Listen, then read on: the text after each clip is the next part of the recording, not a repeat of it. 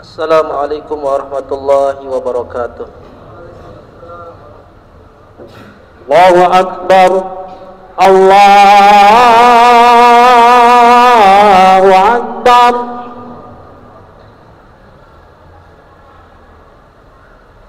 Allahu Akbar. Allahu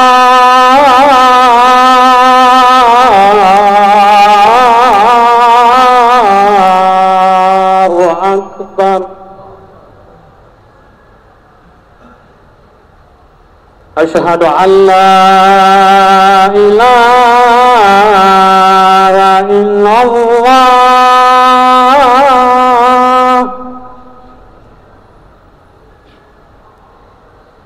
Asyhadu an la ilaha illallah.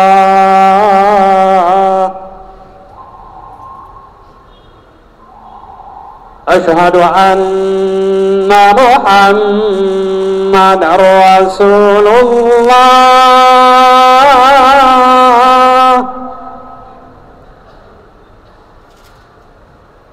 Asyhadu anna Muhammadar Rasulullah.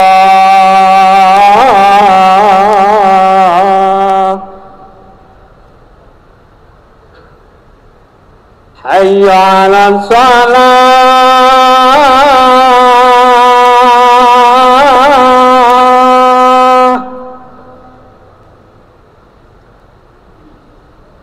Hayya 'alas shalah.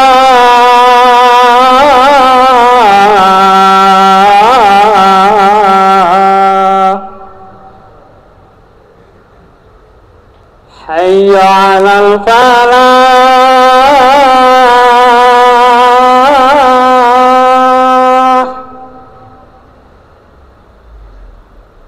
Hayya 'alal falah.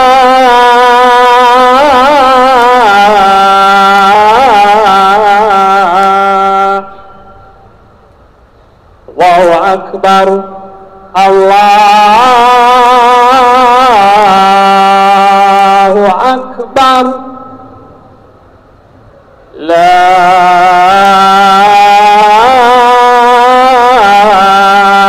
ilaha illallah.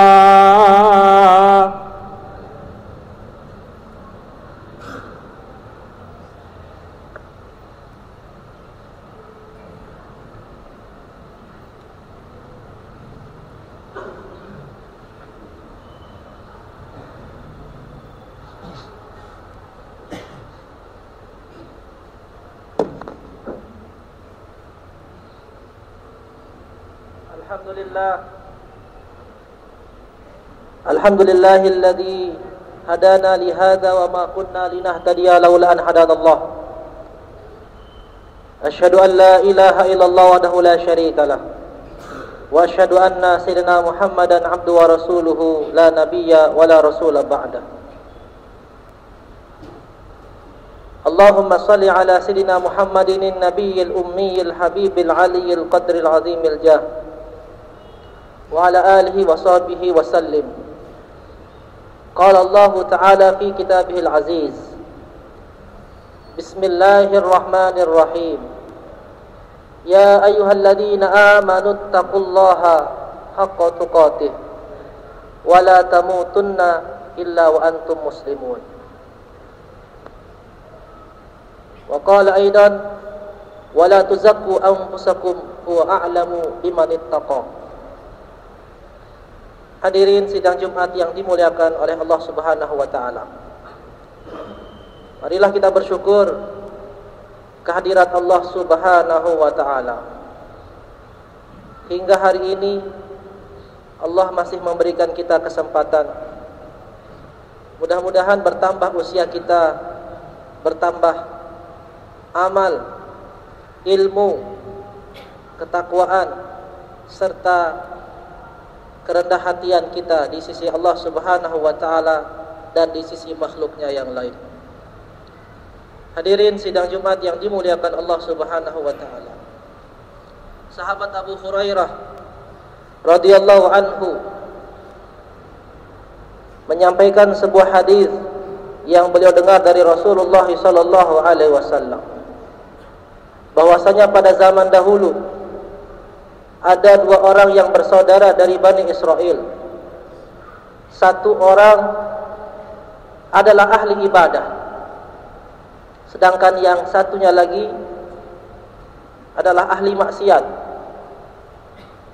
Saudaranya yang ahli ibadah ini memandang saudaranya yang ahli maksiat itu dengan pandangan yang tidak enak, tidak senang. Karena wajar, sejatinya orang yang bermaksiat itu tentu tidak enak dalam pandangan orang yang ahli ibadah. Pada suatu ketika, saudaranya itu yang ahli ibadah tadi menegur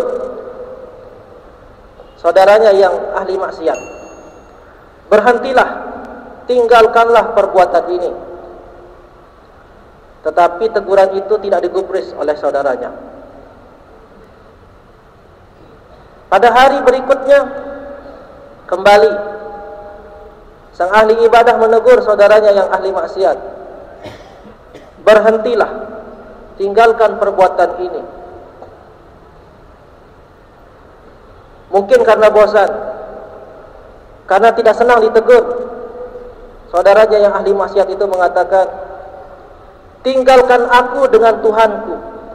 Apakah engkau diutus untuk mengawasiku? Tinggalkan aku dengan Tuhanku. Apakah engkau diutus semata-mata untuk mengawasiku? Mendengar jawaban yang di luar dugaan dari saudaranya yang ahli maksiat itu, sang ahli ibadah ketus, mangkel, jengkel, lalu berkata, demi Allah, kamu tidak akan diampuni olehnya, dan kamu tidak akan masuk ke dalam surganya. Kamu akan masuk ke dalam api neraka. Hadirin sidang Jumat yang dimuliakan Allah Subhanahu wa taala. Lalu keduanya meninggal. Rasulullah SAW menyebutkan di hari kiamat keduanya dibangkitkan oleh Allah Subhanahu wa taala dan diadili di hadapan Allah. Allah berkata kepada ahli ibadah, apakah engkau lebih mengetahui dibandingkan diriku? Apakah engkau lebih berkuasa di atas diriku? Karena dia mengatakan satu kalimat, satu vonis yang mana itu seolah mengambil hak prerogatif Allah Subhanahu wa taala. Memasukkan orang ke dalam surga, memastikan orang ke dalam surga, atau memastikan orang masuk ke dalam neraka. Lalu akhirnya Allah Subhanahu wa taala mengatakan, engkau yang diketahui sebagai ahli maksiat, masuklah surga dengan rahmatku. Sedangkan engkau yang disebut sebagai ahli ibadah, masuklah surga, masuklah neraka gara-gara perkataanmu. Abu Hurairah berkata, demi Allah yang jiwaku berada dalam genggamannya, sesungguhnya ahli ibadah itu telah mengatakan satu kalimat yang telah menghancurkan dirinya dan amalnya. Hadirin sidang Jumat yang dimuliakan Allah Subhanahu wa taala. Sesungguhnya tidak ada yang mengetahui, yang lebih pasti, lebih tahu tentang keadaan kita, apalagi orang lain kecuali Allah Subhanahu wa taala. Tidak pantas orang yang lemah, berlumuran dosa, mengaku diri paling soleh, paling baik, paling taat, paling sunnah, lebih menjalankan wasiat, lebih menjalankan perintah Allah, lebih soleh, lebih banyak solatnya, lebih banyak puasanya, lalu melihat orang lain dengan pandangan yang rendah, melihat orang lain dengan pandangan yang dengan cibiran. Wala tuzakku anfusakum huwa a'lamu biman ittaqa. Janganlah engkau mensucikan dirimu sendiri, sebab Allah lah yang lebih tahu orang yang lebih bertakwa. Dalam Al-Hikam, Imam Athaillah Al-As-Sakandari beliau berkata, Al-ma'siyah awrasat zullan wa ibtikaran khairun minat ta'ah awrasat izzan wastikbara. Maksiat yang pelakunya di akhir hayatnya membuat dia merasa hina dan merasa butuh kepada Allah, zullan wastikbara, zullan wabtikara, itu lebih baik dibandingkan orang yang mengerjakan ketaatan, tapi ketaatannya itu, tapi kesolehannya itu membuat dia izzan wa istikbara, membuat dia bangga, membuat dia sombong dan meremehkan orang lain. Nauzubillahi min zalik.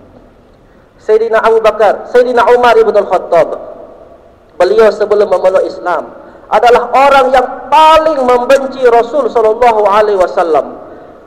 Bahkan detik-detik sebelum beliau masuk Islam, beliau punya niat untuk membunuh Rasul sallallahu alaihi wasallam. Tapi memang hidayah dari Allah Subhanahu wa taala, berkat dari doa Rasul sallallahu alaihi wasallam, akhirnya dia masuk Islam. Akhirnya beliau masuk Islam. Dan tidak ada orang yang lebih dicintai oleh Rasulullah sallallahu alaihi wasallam setelah Sayyidina Abu Bakar, melainkan dia adalah Sayyidina Umar ibn al-Khattab radhiyallahu anhu. Orang yang paling benci Islam, orang yang ingin membunuh Rasul sallallahu alaihi wasallam, menjadi orang yang paling dicintai oleh Rasulullah sallallahu alaihi wasallam. Bahkan kuburnya berdampingan dengan kubur baginda Rasul sallallahu alaihi wasallam dan sahabatnya Sayyidina Abu Bakar As-Siddiq. Hadirin yang dimuliakan Allah Subhanahu wa taala, dalam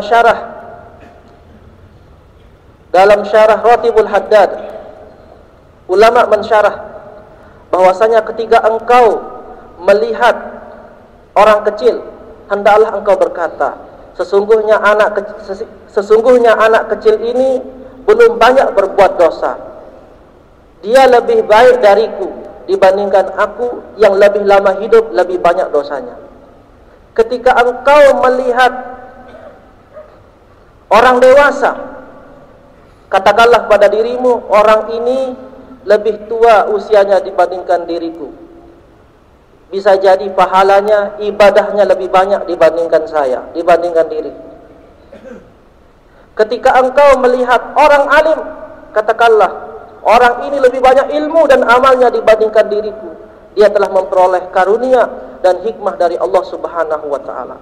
Ketika engkau melihat orang bodoh, katakanlah orang bodoh ini bisa jadi mungkin dia bermaksiat itu karena kebodohannya, tapi itu bisa mengundang ampunan dari Allah Subhanahu wa taala karena ketidaktahuannya. Sedangkan aku karena ilmuku bisa jadi aku bermaksiat kepada Allah, dan dengan itu aku jauh dari ampunan Allah Subhanahu wa taala. Bahkan yang terakhir, ketika engkau melihat orang kafir, katakanlah pada dirimu, bisa jadi orang kafir ini nanti masuk Islam dan memperoleh husnul khotimah, sedangkan diriku yang dari kecil adalah seorang muslim, belum tentu dan tidak ada yang menjamin akan husnul khotimah. Hadirin dimuliakan Allah Subhanahu wa taala. Demikianlah hidup kita ini, bagaimana diajarkan oleh Rasulullah sallallahu alaihi wasallam. Wa ma tawadu'a 'abdun illa rafa'ahu Allah Subhanahu wa taala. Tidaklah seorang itu bertawaduk, melainkan pasti Allah akan mengangkat derajatnya. Mudah-mudahan Allah Subhanahu wa taala menjadikan kita orang-orang yang soleh, orang-orang yang alim, yang kesolehan serta kealiman atau pengetahuannya itu tidak menjadikan kita sombong di sisi makhluknya yang lain, tidak menjadikan kita gampang memponis, gampang menganggap diri lebih baik, gampang menilai orang lain lebih buruk, lebih jelek dan lain sebagainya. Mudah-mudahan Allah Subhanahu wa taala menjaga lisan kita, menjaga hati kita, menjaga pikiran kita dari sifat merasa lebih soleh, lebih pintar, lebih baik, lebih taat dan lebih lainnya, yang tentu hal itu tidak diridhoi di sisi Allah Subhanahu wa taala. Barakallahu li wa lakum fil Qur'anil Karim wa nafa'ani wa iyyakum bima fihi minal ayati wa dzikril hakim. Aqulu qawli hadza wa astaghfirullah li wa lakum wa lisairil muslimina wal muslimat fastaghfiruhu innahu huwal ghafurur rahim. Bismillahirrahmanirrahim.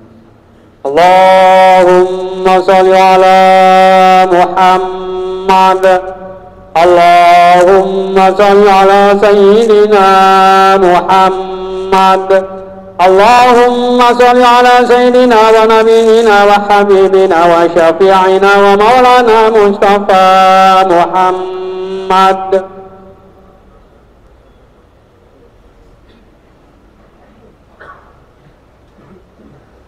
الحمد لله رب العالمين نحمده ونستعينه ونستغفره ونستهديه ونتوب إليه ونعوذ بالله من شرور أنفسنا ومن سيئات أعمالنا من يهده الله فلا مضل له ومن يضلل فلا هادي له أشهد أن لا إله إلا الله وحده لا شريك له وأشهد أن سيدنا محمدا عبده ورسوله لا نبي ولا رسول بعده. اللهم صل على سيدنا محمد الفاتح لما أغلق والخاتم لما سبق الناصر الحق بالحق والهادي إلى صراطك المستقيم وعلى آله حق قدره ومقداره العظيم. قال الله تعالى في كتاب الكريم بسم الله الرحمن الرحيم يا أيها الذين آمنوا اتقوا الله ولتنظر نفس ما قدمت لغد واتقوا الله إن الله خبير بما تعملون. وقال أيضا إن الله وملائكته يصلون على النبي يا أيها الذين آمنوا صلوا عليه وسلموا تسليما. اللهم صل وسلم وبارك عليه. اللهم اغفر للمسلمين والمسلمات والمؤمنين والمؤمنات الأحياء منهم والأموات. اللهم إنا نسألك رضاك والجنة ونعوذ بك من سخطك والنار. اللهم أحسن عاقبتنا في الأمور كلها وأجرنا من خزي الدنيا وعذاب الآخرة. اللهم إنا نسألك من الخير كله عاجله وآجله ما علمنا منه وما لم نعلم ونعوذ بك من الشر كله عاجله وآجله ما علمنا منه وما لم نعلم. اللهم إنا نعوذ بك من الكفر والفقر ونعوذ بك من عذاب القبر لا إله إلا أنت. ربنا آتنا من لدنك رحمة وهيئ لنا من أمرنا رشدا. ربنا ظلمنا أنفسنا وإن لم تغفر لنا وترحمنا لنكونن من الخاسرين. ربنا آتنا في الدنيا حسنة وفي الآخرة حسنة وقنا عذاب النار. وصلى الله وسلم على سيدنا محمد وعلى آله وصحبه أجمعين. سبحان ربك رب العزة عما يصفون وسلام على المرسلين والحمد لله رب العالمين.